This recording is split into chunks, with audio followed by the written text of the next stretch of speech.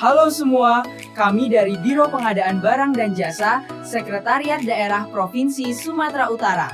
Pada kesempatan kali ini, kami akan menjelaskan tentang review dokumen persiapan pengadaan jasa konsultansi konstruksi badan usaha. Pertama, melakukan review pada kerangka acuan kerja. Diawali dengan menelaah kesesuaian uraian latar belakang pekerjaan dalam KAK dengan kebutuhan kegiatan, kondisi saat ini, serta permasalahan yang melatar belakangi pengadaan jasa konsultansi konstruksi. Kemudian menelaah kejelasan perumusan maksud dan tujuan pengadaan, serta kesesuaiannya dengan output yang diinginkan. Lokasi pekerjaan telah ditetapkan secara jelas, mencakup lokasi spesifik dan cakupan wilayah administratif. KAK juga perlu mencantumkan standar teknis sebagai acuan pelaksanaan.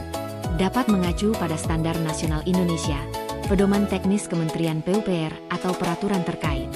Khusus untuk jasa konsultansi konstruksi, pengawasan dan manajemen penyelenggaraan jasa konstruksi, perlu memuat identifikasi bahaya dan penetapan risiko terkait keselamatan konstruksi yang menjadi acuan dalam pengadaan.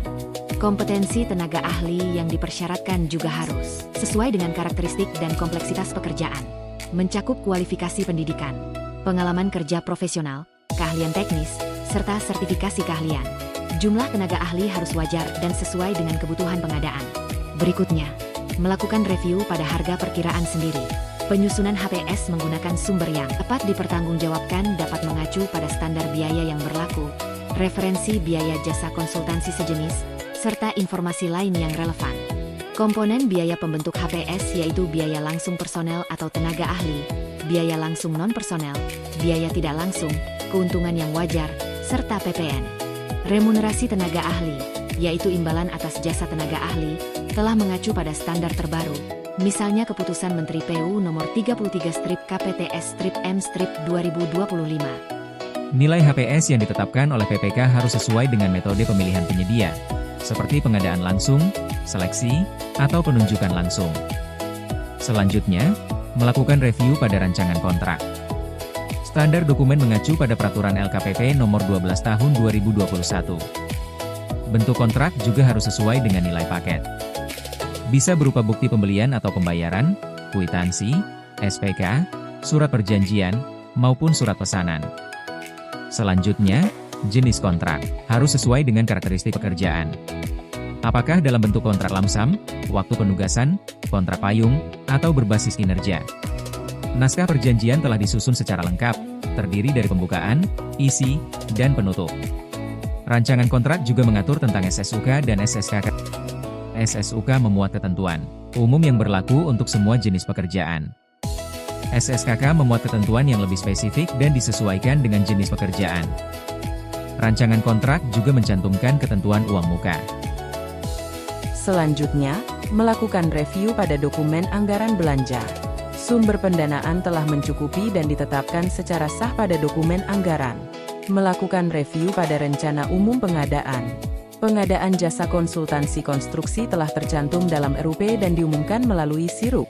Berikutnya, melakukan review pada waktu pelaksanaan.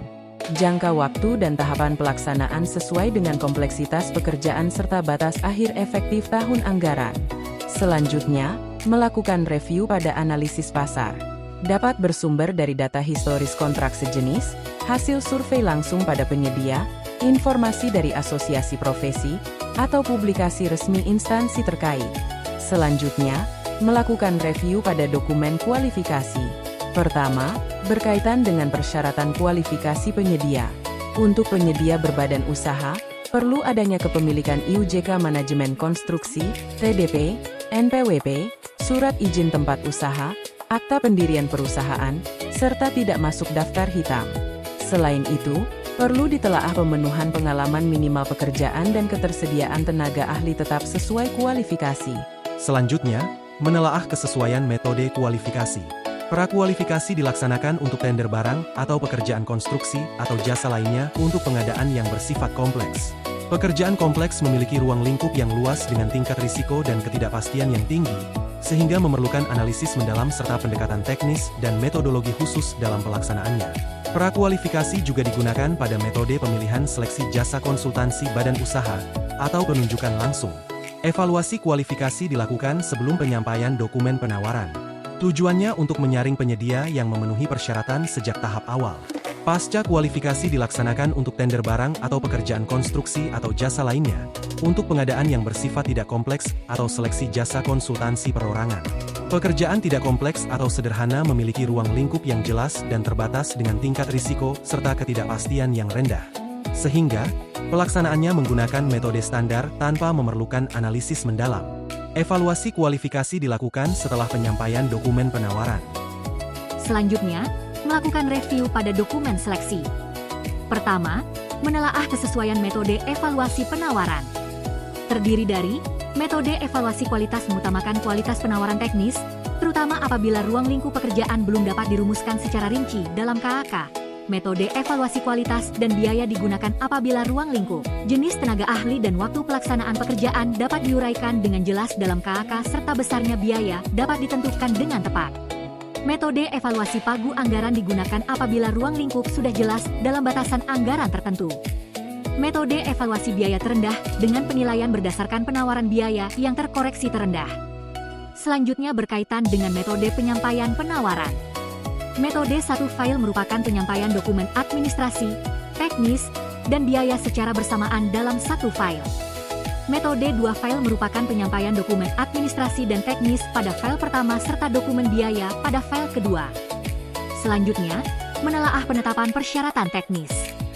Pertama, berkaitan dengan unsur pengalaman perusahaan, meliputi pengalaman melaksanakan pekerjaan sejenis dalam kurun waktu 10 tahun terakhir, pengalaman bekerja di provinsi lokasi kegiatan dalam kurun waktu 10 tahun terakhir, dan pengalaman melaksanakan pekerjaan sejenis dalam kurun waktu 10 tahun terakhir, dan nilai pekerjaan sejenis tertinggi dalam kurun waktu 10 tahun terakhir. Kemudian berkaitan dengan unsur proposal teknis. Pertama, menelaah pemahaman atas jasa layanan yang tercantum dalam KAK.